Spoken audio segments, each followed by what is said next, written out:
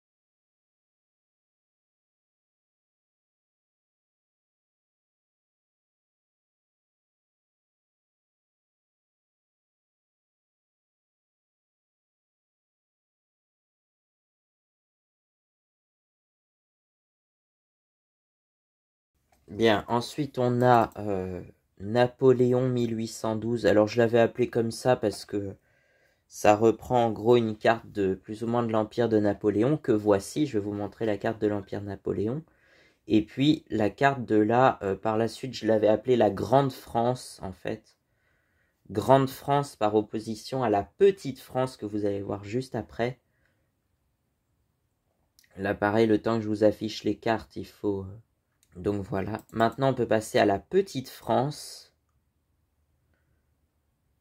La Petite France, donc qui n'occupe que 60 départements, que la moitié nord de la France, mais aussi une grande partie de la Belgique et du Luxembourg.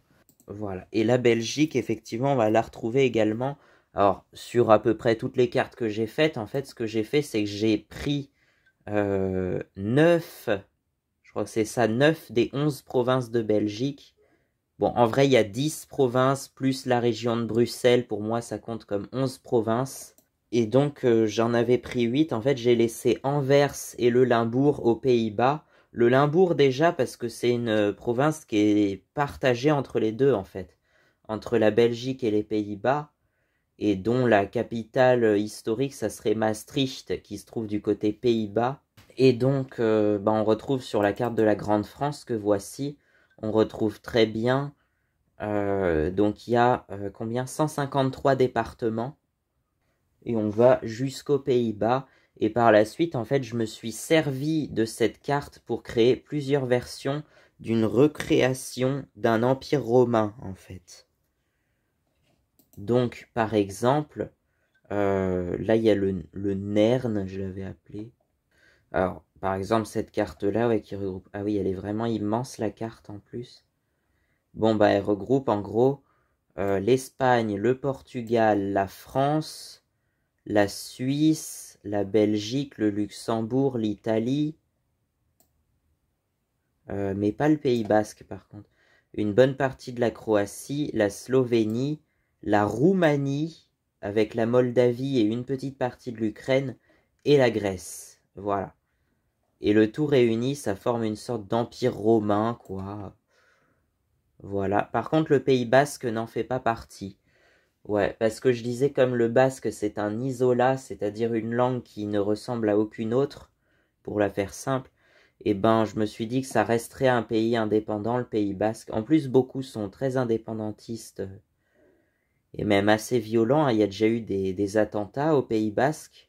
En fait, c'était à une époque, il y a très longtemps, il y a plusieurs siècles, le Pays Basque, ça s'appelait le Royaume de Navarre, et moi je pensais que ça allait reprendre du coup le nom de Royaume de Navarre avec un roi à sa tête qui siégerait à Pamplune, ou Pamplona en espagnol, ou Iruñea en basque. Ouais, comme je te dis, le basque, c'est une langue qui ne ressemble à aucune autre. Sur une variante de cette carte du NERN, je l'avais appelé Nouvel Empire romain napoléonien, donc c'est même pas ça le Nouvel Empire romain napoléonien, ça serait plus la Grande France, mais ça c'est une des variantes du Nouvel Empire romain. J'avais même mis le Japon avec, je sais pas pourquoi, mais j'avais mis l'Empire du Japon avec ses 47 préfectures, donc qui deviendraient 47 départements. Enfin bon, c'est un peu bizarre, mais ça permettrait en fait de commercer avec le Japon, qui sont des grands producteurs de motos et d'automobiles. Oui, bon, on reste un peu dans les clichés, mais pour moi, le Japon, c'est la bonne cuisine, la cuisine japonaise et la construction de motos, effectivement. De toute façon, des motos japonaises, on en produit en France, à Saint-Quentin, dans l'Aisne, précisément. Bon, pour ce qui est des Yamaha, et même les Honda, il y a des usines en Italie et en Espagne, je crois. C'est Montesa Honda ou quelque chose comme ça. Donc la petite France, on a fait. Ensuite, on a le très vaste Empire romain du 17 juin 2025. Je l'ai appelé comme ça parce que c'est une variante que j'ai créée le 17 juin 2025. Bon, qui regroupe tout le bassin méditerranéen. Alors, on voit pas très bien sur cette carte, mais je vais vous montrer sur une carte du monde, ça va être beaucoup plus flagrant. En gros, ça englobe vraiment tous les territoires de l'Empire romain tel qu'il était à son apogée, c'est-à-dire vers 117 après Jésus-Christ à peu près. Sous le règne de l'empereur Trajan, si je dis pas de bêtises. Je les connais pas tous les empereurs romains, mais apparemment en 117 après JC, ça serait Trajan qui s'appelait, au moment de son apogée et de la, je sais plus si c'est à ce moment-là, la Pax Romana, la paix romaine. Et on va s'attarder maintenant au plus important, enfin à la plus importante des cartes que je trouve, c'est-à-dire je l'avais appelé Imp Def carrément. Pourquoi? Parce que c'est l'empire définitif, littéralement. Imp Def, c'est comme empire définitif. Et donc cet empire définitif, qui occupe principalement la France, l'Italie, l'Espagne et le Portugal, ainsi que la Belgique, la presque totalité de la Belgique, le Luxembourg, des micro-États comme l'Andorre, Vatican, Saint-Marin, Monaco et Malte aussi, ainsi que les 2/3 ou 3/4 de la Suisse à peu près. Et en tout, ça forme un État fédéral, en fait, un pays fédéral. Alors, il n'y a toujours pas le Pays Basque. Le Pays Basque n'en fait toujours pas partie, par contre.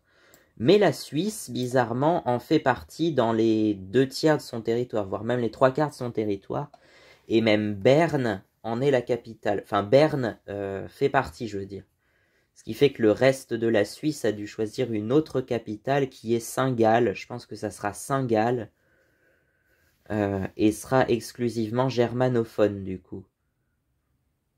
Alors j'ai inclus en gros tous les territoires qui parlaient des langues latines, mais à quelques exceptions, puisque j'ai inclus les 2 provinces des Flandres belges, la Flandre occidentale et Flandre orientale, l'entièreté du Brabant avec Bruxelles au milieu, donc Brabant wallon, Brabant flamand et Bruxelles, que je les ai réunis sous la forme du département de la Dyle. Le nom n'est pas choisi au hasard, hein, c'est une rivière qui passe dans ce département, mais c'est surtout parce que à l'époque de Napoléon, c'était le département de la Dyle, voilà. Et donc j'ai repris les noms des départements de l'époque de Napoléon, à l'exception du département de Jemmapes qui est resté la province de Hainaut, et le département de la Semois qui n'existe pas en vrai. Le département de la Semois, c'est la province belge de Luxembourg qui a comme chef-lieu Arlon. Et je l'avais appelé la Semois en référence à la rivière hein, qui traverse le département. Et le fait que, en fait, à l'époque de Napoléon, c'était séparé entre le département des Forêts qui était centré sur le Luxembourg, effectivement, et le département de la Sambre-et-Meuse qui avait comme chef-lieu Namur.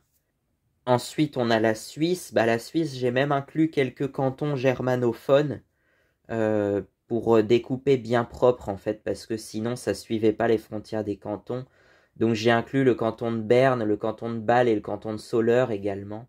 Enfin, Bâle-Ville, Bâle-Campagne et Soleure, qui sont tous les trois réunis en un seul département, qui s'appelle le département de Bâle.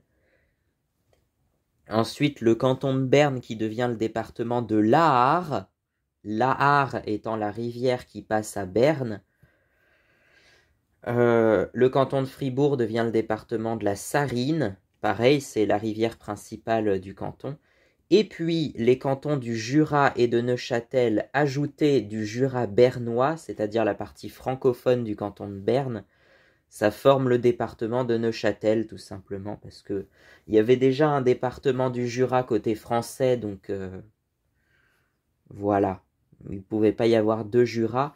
Et d'ailleurs, dans plusieurs cartes alternatives que j'ai regardées, qui sont faites par d'autres personnes, je ne suis pas le seul à créer ça, le Jura suisse était appelé Jura Nord, alors que le Jura français restait Jura en général. On a aussi le Tessin et les Grisons, qui sont cette fois-ci du côté italien. Enfin, c'est une région à part entière, mais c'est plus proche de l'Italie. Et en fait, le Tessin, on y parle italien majoritairement. Les Grisons, il y a quelques communes où on parle majoritairement italien. Sinon, la majorité du canton est germanophone, mais il y a aussi une minorité romanche dans le canton. Le romanche étant une langue rhéto-romane, je crois que ça se dit. Une langue romane en tout cas, donc voilà. Alors, j'ai pas inclus la Roumanie dans cette carte par contre, parce que, comme j'ai dit, ça inclut en fait pour moi des territoires qui sont majoritairement latins, enfin qui parlent des langues latines, et qui sont majoritairement catholiques. En fait, pour moi, c'était ça. C'était des territoires majoritairement catholiques, donc c'est pour ça que je l'ai appelé le NERLC, éventuellement, le Nouvel Empire Romain Latin Catholique, puisque je disais qu'il était très centré sur le catholicisme, que symboliquement, l'empereur, c'est le pape, tout simplement. L'empereur, c'est le pape, et du coup, le Vatican n'a plus de raison d'exister, puisque c'est tout l'empire qui est le territoire du pape. Bon, après, c'est une monarchie constitutionnelle, c'est-à-dire que le pape, il est là, il symbolise, mais il n'a aucun pouvoir, en fait. Il a un pouvoir vraiment très symbolique. Et ce sont les 31 premiers ministres qui sont, ou 31 présidents du Conseil. Dans certains États, ça s'appelle président du Conseil. Il y a 31 États fédérés et qui ont chacun leur pouvoir, leur gouvernement, quoi. Donc, est-ce que je vous fais la liste? Alors, attends, la liste. J'ai le drapeau aussi du pays. Le drapeau, donc, qui est un mélange entre les drapeaux français, espagnol, italien et un peu portugais, même si on voit pas trop l'influence du Portugal. On dirait plus une superposition des drapeaux roumains et maliens, bizarrement. Mais en fait, non, c'est juste le drapeau. T'as le bleu... le bleu de la France, le jaune de l'Espagne, le rouge de la France, l'Espagne et l'Italie, et le vert de l'Italie aussi. Donc voilà, et le vert et le rouge du Portugal également si on veut. J'ai fait un drapeau au plus simple. Je me suis dit, le drapeau de la France, il est très simple, c'est peut-être même le drapeau le plus simple du monde. Non, il y a 3 couleurs. Je pense que le drapeau le plus simple, c'était l'ancien drapeau de la Libye. Mais c'est plus le cas maintenant. Le drapeau de la Libye est un peu plus complexe. En fait, il était uniquement vert. Une seule couleur. Ouais. Le drapeau de l'Afghanistan, je crois qu'à une époque, il était tout noir, exactement tout noir. Et le drapeau de la France, oui, le drapeau de la France je crois que c'était sous la Restauration, donc après Napoléon, il était tout blanc. C'est les 3 seuls drapeaux de l'histoire qui étaient d'une seule couleur. Mais il y a des drapeaux qui ne sont aujourd'hui que de 2 couleurs, comme la Pologne et l'Ukraine. Donc pour moi, c'est les drapeaux les plus simples, ça serait la Pologne et l'Ukraine, effectivement. Mais le drapeau de la France, il est quand même très très simple à dessiner, un bleu, blanc, rouge, voilà, tout simple. Le drapeau de l'Italie, c'est pareil, c'est vert, blanc, rouge, c'est tout simple aussi. Le drapeau de l'Espagne, il est un peu plus complexe parce qu'il y a un blason en son centre, mais le blason, on peut le retirer. Il y a plein de versions du drapeau de l'Espagne qui ne montrent pas ce blason, qui sont juste rouge, jaune, rouge, sans les armoiries au milieu. Et le drapeau du Portugal, bah c'est pareil, tu as les armoiries du Portugal au milieu. Je l'ai rarement vu sans, honnêtement, hein, le drapeau du Portugal, il est toujours représenté avec ses armoiries, parce que sinon, on sait absolument pas quel pays c'est, quoi. Mais c'est vert et rouge aussi, sinon, les couleurs c'est vert et rouge, principalement. Donc j'ai fait un drapeau au plus simple de seulement 4 couleurs, et c'est vrai que le fait que la division entre la bande de gauche, t'as du bleu en haut, du vert en bas, mais pour moi ça me choque pas plus que ça fait un drapeau un peu moderne et c'est tout, quoi. C'est vrai, un drapeau qui pourrait très bien être celui d'un pays d'Afrique, mais non, c'est le drapeau de l'Empire romain latin catholique. J'ai pas encore trouvé de nom pour cet État, pour cet empire, mais... Ensuite, les capitales, bah, il y en a 3, parce que Rome, c'est la capitale de l'empereur, du pape, quoi. Bon, Avignon, c'est aussi une ville où siège le pape, mais elle n'a pas le statut de capitale, parce que elle a juste un des statuts des sièges du pape, mais sinon... avec le palais des papes. Mais sinon, c'est Paris, qui est la capitale du Parlement central, en fait, de l'Empire, et également la plus grande agglomération. Ce n'est que la 3e commune par population, mais c'est la plus grande agglomération, avec plus de 10 millions d'habitants, alors que la municipalité en elle-même ne compte que 2 millions et 100 000 habitants. Et Madrid, qui est également une capitale où des fois siègent les conseils, mais c'est plus folklorique et pour équilibrer, c'est la capitale du bloc ibérique, en fait. Et Madrid, c'est aussi la ville la plus peuplée, enfin la municipalité la plus peuplée, avec environ 3 millions d'habitants. Rome en 2e place avec 2 700 000 habitants, mais parce qu'elle est très étendue en superficie, sinon l'agglomération est moins importante. Et Paris n'est que la 3e ville du coup avec 2 100 000 habitants, mais elle a la plus grande agglomération qui dépasse les 10 millions. C'est-à-dire qu'il y a autant d'habitants dans l'agglomération parisienne qu'au Portugal, par exemple, que dans tout le Portugal. Le Portugal, j'avais regardé, il y a 10 700 000 habitants à peu près.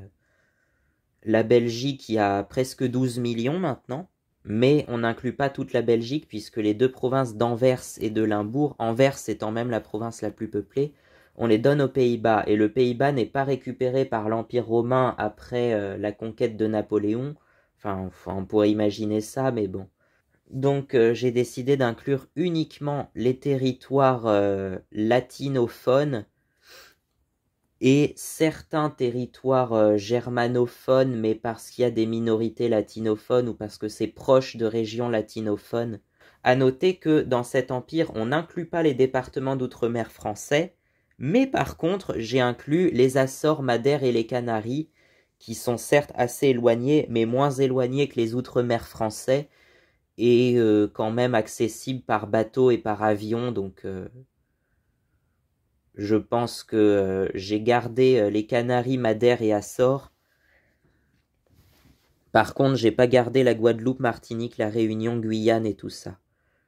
Mayotte, Nouvelle-Calédonie, Polynésie. Tout ça, j'ai pas gardé parce que c'est bien trop éloigné de l'Empire. Mais imaginez si cet empire-là existait vraiment, mais la puissance coloniale que ça représenterait, en fait, la terre entière leur appartiendrait, quoi, s'ils avaient des colonies. Parce que les colonies de l'Espagne, les colonies du Portugal, les colonies de la France, et après par contre l'Italie, elle n'a pas eu beaucoup de colonies, c'est vrai, mais ça représente quand même beaucoup de territoire, quoi. Il n'y a que les Anglais qui leur... il y a que les Anglais qui leur résisteraient, je pense. Bon, on n'est pas là pour parler de colonies, mais juste pour l'anecdote, en fait, l'Italie a bien eu des colonies, mais elle en a eu très peu. Et c'est des pays que vous ne saviez peut-être pas que c'était des colonies italiennes, quoi. La Libye, déjà. Bon, la Libye, ça se comprend un peu parce que c'est un peu en face de l'Italie, quoi. C'est de l'autre côté de la Méditerranée. Mais aussi la Somalie. Voilà, la Somalie, ça a été italien à une époque. Je crois que ça a été italien, ensuite ça a été anglais, et puis après ça a dû avoir son indépendance, je sais plus quand, vers 1960, comme la plupart des pays d'Afrique. Et aujourd'hui en Somalie, je sais pas si on parle italien, mais on parle le somali, justement, mais écrit sans E à la fin, et l'anglais, je crois aussi. Je sais pas si on parle encore italien en Somalie, mais c'était une colonie italienne en tout cas. Donc voilà. Et la capitale, c'est Mogadiscio ou Moukdisho.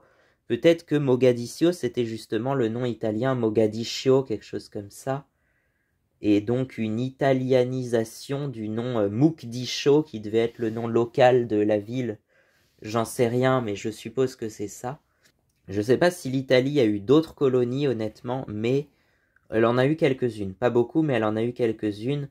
Mais certainement jamais autant de colonies qu'à l'époque de l'Empire romain, certainement, hein, parce que rien que tout le pourtour du bassin méditerranéen, ça représente une sacrée conquête de territoire quand même.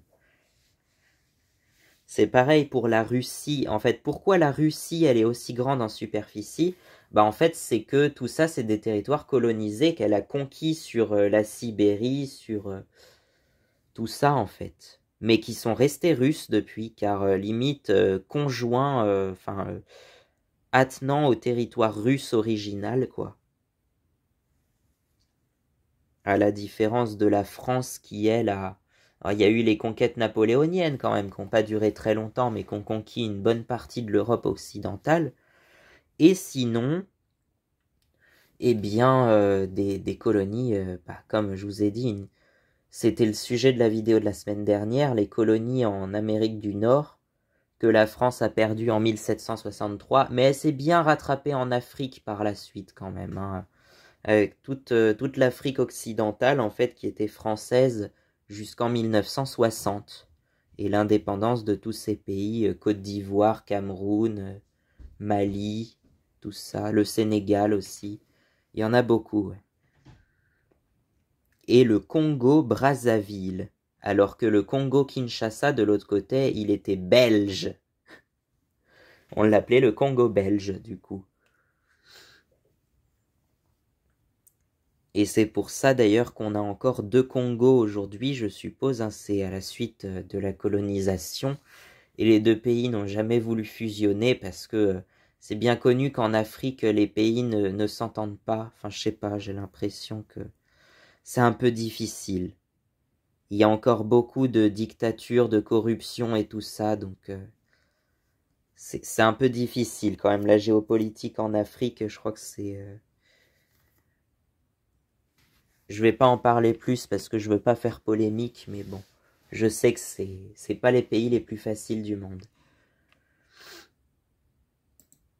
Non, bah si tu veux évoquer les pays les plus agréables à vivre du monde, il faut aller en Europe du Nord. Mais vraiment, le Suède, Norvège, Finlande, Danemark, ça serait les pays où on vit le plus heureux du monde, où le bien-être de vivre est le meilleur, où les libertés sont les meilleures. Et donc voilà.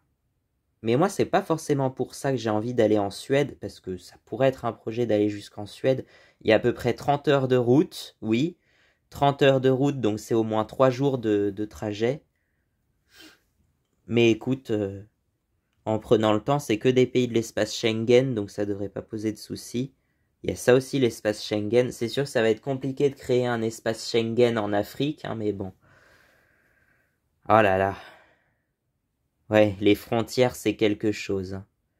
Il n'y a qu'en Europe finalement que les frontières sont full ouvertes, et encore depuis les menaces terroristes, de l'immigration et tout ça, c'est plus ce que c'était, mais sinon oui, on a la chance en Europe d'avoir plein de pays ouverts entre guillemets, assez pacifiques, assez... Même la Suisse ne fait pas partie de l'Union européenne, mais elle fait partie de l'espace Schengen par contre, alors qu'il y a quand même des douanes en Suisse, donc là j'y comprends plus rien. J'y comprends plus grand-chose. Pourquoi il faut... Enfin, je sais plus, il y a des trucs où il faut quand même passer la douane en Suisse alors que ça fait partie de l'espace Schengen. C'est ça que je comprends pas trop, mais... Mais bon, c'est sûr qu'avec un grand pays qui regroupe Espagne, Italie, France, Portugal et un bout de la Suisse et la majorité de la Belgique, il n'y aurait plus de problème de circulation, puis surtout ça deviendrait une énorme puissance, quoi. Première puissance européenne et certainement troisième puissance mondiale, quoi. Donc ça deviendrait une énorme puissance, hein, si on réunit la France, l'Espagne, le Portugal et l'Italie, et la Belgique, ça représenterait quand même quelque chose. Donc voilà. Et une population de, j'ai pas encore compté pareil, mais certainement presque 200 millions d'habitants. Allez, sur ce, je vous laisse. J'espère que ça vous aura plu. Et perso, j'adore cette carte. En fait, c'est peut-être ma carte préférée de Limp Def, l'Empire définitif, divisé en 266 départements. Ouais, j'ai gardé les départements, ou alors on pourrait appeler ça des provinces aussi. Au choix, soit on appelle ça des départements, soit on appelle ça des provinces. Mais il y en a 266 dans tout l'Empire, voilà.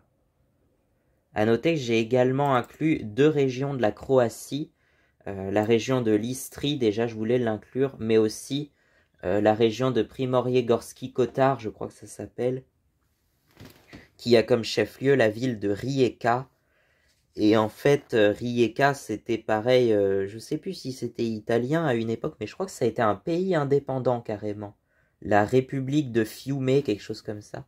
En fait, la ville s'appelait Fiume à l'époque. En italien, ça veut dire fleuve ou rivière, quoi, tout simplement. Et en croate, en fait, Rijeka, ça veut aussi dire fleuve ou rivière. Du coup, c'est pour ça que la ville a pris ce nom. Et je l'ai renommé Fiume, moi, en tout cas pour le département. La ville s'appelle peut-être toujours Rijeka, mais le département, j'ai choisi de l'appeler Fiume parce que je sais pas pourquoi, en fait. C'est parce que ça faisait partie du bloc italien, mais en fait même, je pense que ça peut être, ça peut rester croate. C'est juste que le croate c'est une langue slave, et je disais que c'était un empire latin, mais bon, c'est pas grave. Et donc la raison, je sais pas si je l'ai déjà dit, maintenant je sais plus ce que je dis ou pas.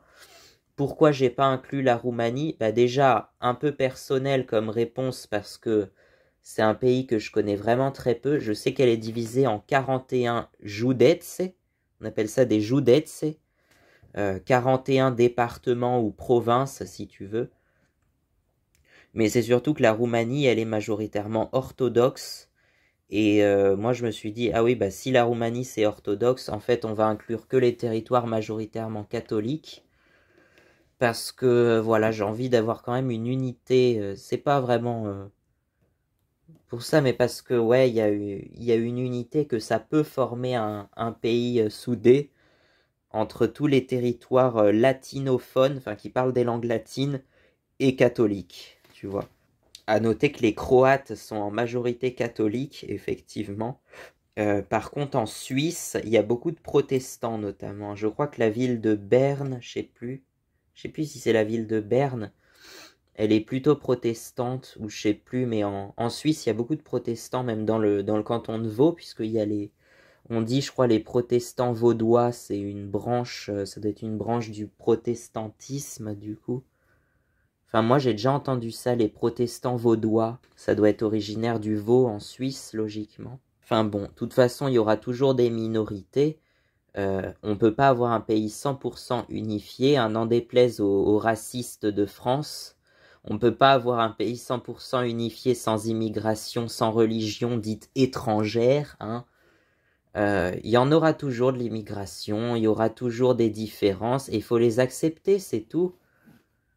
Après, c'est vrai que on tape un peu sur les minorités souvent, mais ils y sont pour rien. Moi, je dis ils y sont pour rien. Hein. Certains vont dire ils ont qu'à s'intégrer à notre pays. Ça, c'est un peu vrai, effectivement. C'est mieux, quand tu vas dans un pays, c'est vrai que c'est mieux de s'intégrer, de prendre la culture du pays, de prendre la langue, la religion et tout ça, mais c'est un choix. Tout ça, c'est un choix personnel, et donc laisser les gens vivre comme ils ont envie, laisser les gens faire leur choix personnel, et puis c'est tout, quoi. Voilà, et sur ce, on va se quitter là-dessus. J'espère que ça vous aura plu, et, et voilà. J'espère que certaines phrases de cette vidéo n'auront pas trop fait polémique. C'était pas le but en tout cas, je m'en excuse. À bientôt. Et on se revoit peut-être en 2026 pour éplucher l'une de ces cartes en détail. Mais vous aurez eu un très bon vol de surface déjà, donc voilà. Allez, à bientôt.